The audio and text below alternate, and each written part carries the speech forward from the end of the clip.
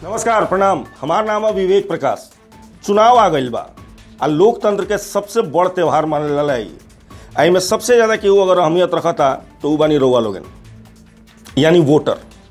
रउआ लोग के हाथ में बा कि केकरा के सत्ता देम आ केकरा के सत्ता ना देम। लेकिन हमरा साथे ढेर सार बदकही करे खातिर हम रउआ लोग के मौका देतानी।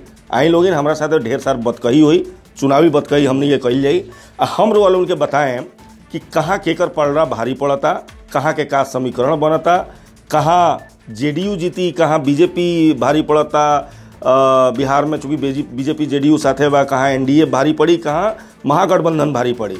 आज चुनावी बदकही में हमनी के रोज मिलल जाई, ढेर सारे बात कइल जाई। रउआ लोगन के आपन विचार भी एमे आई आ हम अपना तरफ से भी आपन विश्लेषण रउआ लोगन के बताएब। तो हमरा साथे आई लोगन शुरू कइल जाओ चुनावी बदकही विवेक के साथ। शुरुआत कइल जाई अब की बार दूगो सीट से। दूगो सीट पर बातचीत कइल जाई हमनी के। ढेर कुली बदकही हुई, लेकिन ये दूगो सीट पर काहे बदकही हुई एकर वजह हम रउआ लोगन के बताओ तनी। ये दोनों सीट जोन बा तो बीजेपी जितले रहे पिछला चुनाव में, लेकिन अब की बार ये दोनों सीट बीजेपी जेडीयू के खाता में दे दिले बा। हालांकि बीजेपी अपना कोटा से अपन जीतल 5 गो सीट जेडीयू के दिले बा, एक तरीका से कहल जाओ तो।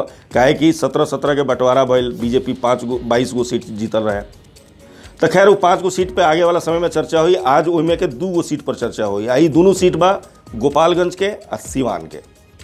तो सबसे पहले बात कर ली गोपालगंज के। गोपालगंज में अब की बार जेडीयू के जो कैंडिडेट बड़े वो बड़े डॉक्टर आलोक कुमार सुमन। अब महागठबंधन के तरफ से जो उम्मीदवार बड़े उनकर नाम बा सुरेंद्र राम उर्फ महान। गोपालगंज के सीट सुरक्षित सीट बा, ये वजह से या शेड्यूल कास्ट से दोनों उम्मीदवार बड़े। और वो उनके बता दें कि लड़ाई वजह जौन बा तो सीधा सीधा जेडीयू माने एनडीए और महागठबंधन में बा। जेडीयू की तरफ से डॉक्टर आलोक कुमार सुमन बड़े, जो उनकी एगो वजह के मशहूर सर्जन बड़े।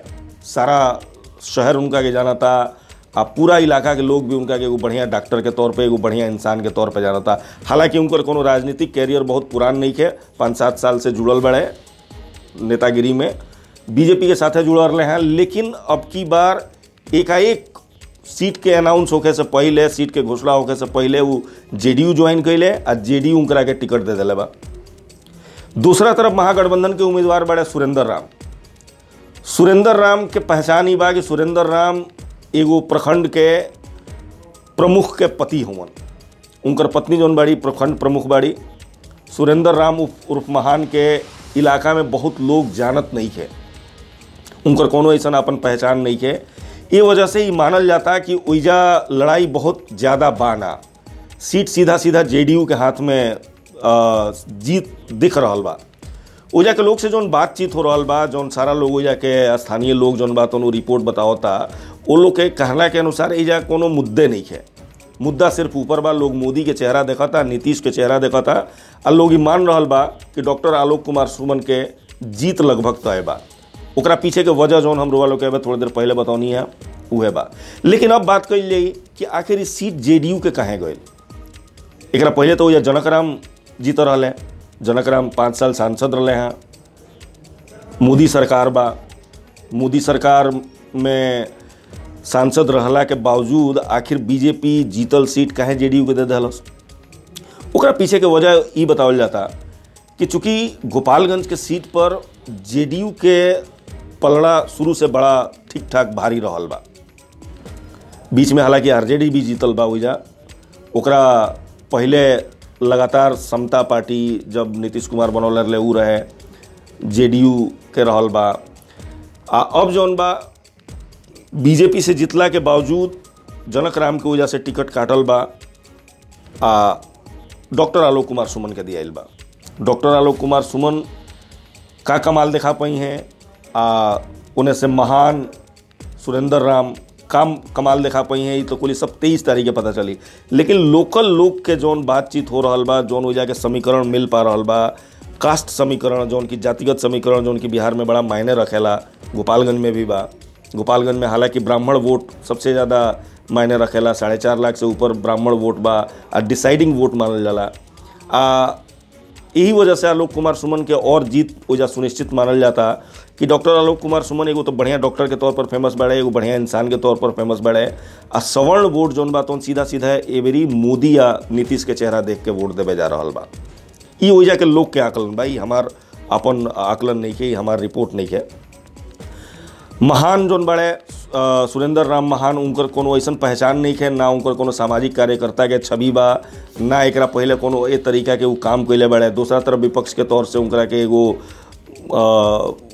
प्रमुख पति के तौर पे ही खाली देखल जाता, ही कहल जाता कि भाई प्रमुख पति के बड़े, इनकर कोनो राजनीतिक बैकग्राउंड नहीं है, एकाएक इहो चुनाव में आयल बड़े। दोनों कैंडिडेट नया बड़े, बावजूद एकरे ओइजा जौन समीकरण बा ओकरा हिसाब से अगर देखल जाओ कि राजपूत वोट केकरा साथे जाई, ब्राह्मण वोट केकरा साथे जाई, भूमिहार वोट केकरा साथे जाई, दलित केकरा साथे जाई हैं, ओबीसी केकरा साथे जाई हैं। ओबीसी बड़ा मायने रखा था, काहे कि गोपालगंज में ब्राह्मण वोट के बाद सबसे ज़्यादा वोट ओबीसी के बा, ओकरा बाद दलित के बा। तो ओबीसी पर नीतीश कुमार के पकड़, जेडीयू के पकड़ काफ़ी अच्छा मानल जाला। दलित वोट बा, मुस्लिम वोट बा, ओकरा पर आरजेडी के बहुत बढ़िया पकड़ बा। लेकिन ब्राह्मण वोट और राजपूत वोट जौन की बीजेपी, जेडीयू, आरजेडी में घूमत फिरत रहेला, ई जौन बात उन डिसाइडिंग फैक्टर निभाई या हो सकेला कि अब की बार मोदी या नीतीश के चेहरा देख के नीतीश चाहे आलोक कुमार सुमन कहीं जेडीयू के पाले में जाओ। तो गोपालगंज के सीट में लड़ाई कम दिख रहा बा। इनमें अब बात हुई सिवान के लड़ाई बड़ा दिलचस्प अब की बारी, बहुत कड़ा लड़ाई बा। दोनों कैंडिडेट जौन की वजह लीड में लौकत रहे, वो दोनों बाहुबली के बा। शहाबुद्दीन जानल मानल नाम बार वाले उनके, सब लोग वाले जानता है लोग। शहाबुद्दीन ने बड़ा कई गो लूट, अपहरण, हत्या के मामला दर्ज शहाबुद्दीन पर बा, सजा भी काट रहा बड़े अभी मर्डर केस में। उनकर पत्नी हिना साहब अब की बार फिर से मैदान में बड़ी महागठबंधन के तरफ से, आरजेडी के कैंडिडेट के तरफ से। हिना साहब एक पहले भी 2 चुनाव लड़ चुकल बड़ी, दोनों में उनका हार मिलल बा, हालांकि ठीक ठाक वोट ले रही। दूसरा तरफ एनडीए के तरफ से ई सीट भी जेडीयू के ले गई बा, हालांकि एक पहले भी ओम प्रकाश जी सांसद रहे, बीजेपी के वो जीत रहे, लेकिन ई सीट भी बीजेपी जेडीयू के दिले बा। पर बाद में बात करें हम, लेकिन पहले रोल उनके बता दी। एनडीए की तरफ से जेडीयू के कैंडिडेट बड़ी हुई कविता सिंह। कविता सिंह के पति जौन बड़े अजय सिंह, एगो बाहुबली के तौर पर सिवान में बड़ा प्रख्यात बड़े। शहाबुद्दीन के बाद अगर केहू बड़ा बाहुबली के तौर पर सिवान में देखल जा रहा बा तो अजय सिंह बड़े। लूट, हत्या, अपहरण के दर्जनों मामला इनकरा ऊपर भी दर्ज बा। जनता कंफ्यूज बा, वोट केकरा के दिया। दोनों जौन बा बाहुबली के परिवार बा, केकरा के वोट दिया। विकास के मुद्दा ही बा कि लोग के कहे के बा कि रोड, पढ़ाई, शिक्षा, नाली, ये सब हाशिया पर बा। वोट किंग नहीं दिया, केकरा के दिया, ये मामला में जनता अभी खुल के बोलत नहीं हो जा। ऐसे एनडीए के जो वोट देवे वाला बड़े वो सोचते रहे कि भाई हम वोट तो मोदी के नाम पर देम, नीतीश के नाम पर देम, लेकिन एजा तो बाहुबली बड़े। अब महागठबंधन के तरफ से जौन बा ओकर वोट बड़ा सॉलिड बा। मुस्लिम वोट, दलित वोट, थोड़ा बहुत यादव वोट, ई जौन बा तौन एगो फिक्स बा सिवान में, जौन की हिना साहब के खाता में जाई।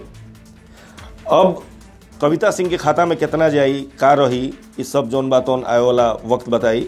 लेकिन लड़ाई बहुत ज़बरदस्त बा। ये 2 कैंडिडेट बड़े, एक बाद जौन भी कैंडिडेट बड़े अमरनाथ यादव, ओकरा पहले भी कई गो चुनाव लड़ चुकल बड़े, बहुत ज़्यादा उनका वोट मिलल नहीं के, माले के तरफ से चुनाव लड़ल बड़े।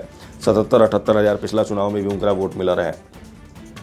तो सिवान के लड़ाई अब की बार देखे लायक हुई। 2 बाहुबली के परिवार, 2 बाहुबली के पत्नी जौन बात उन मैदान में बाड़ी।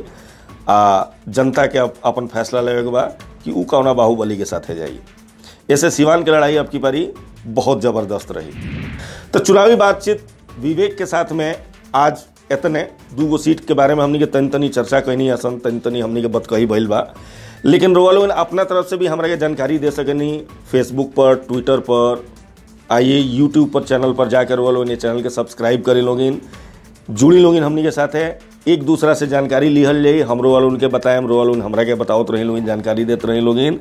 हमनी के दोनों मिल के ढेर बात कही कही जाई, बहुत जानकारी एक दूसरा के दिहल जाई। एक बार फिर वालों से आग्रह बा, ये यूट्यूब चैनल के सब्सक्राइब करे लोगिन।